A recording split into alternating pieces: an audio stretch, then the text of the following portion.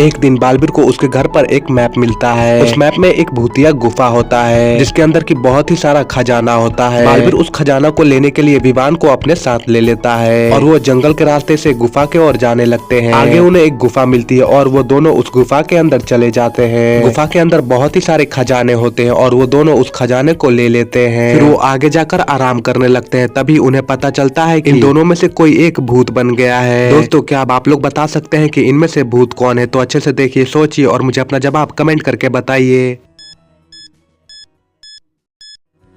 तो दोस्तों, आंसर को देखने से पहले प्लीज वीडियो को लाइक और चैनल को सब्सक्राइब जरूर से कर लीजिए। दोस्तों, अगर आप इन दोनों को देखेंगे तो इन दोनों का पानी में रिफ्लेक्शन दिखाई दे रहा है, लेकिन इन दोनों में से सिर्फ विवान का ही परछाई बन रहा है। इसका मतलब कि इनमें से बालवीर भूत बन गया है।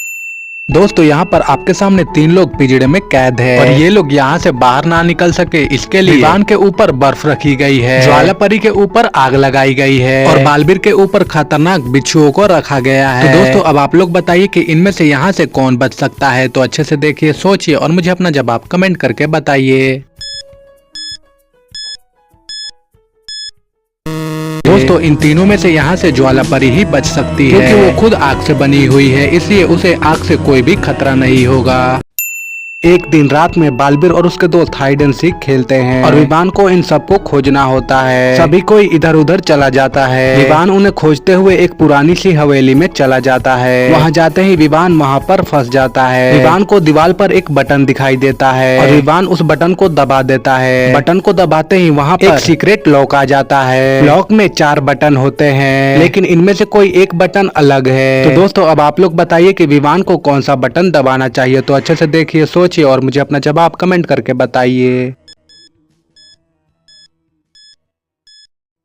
दोस्तों, अगर आप इन चारों बटन को देखेंगे तो इनमें से 3 बटन में फलों का चित्र है, लेकिन दूसरे वाले बटन में एक सब्जी का चित्र है, जिसका मतलब कि दूसरा वाला बटन ही अलग है।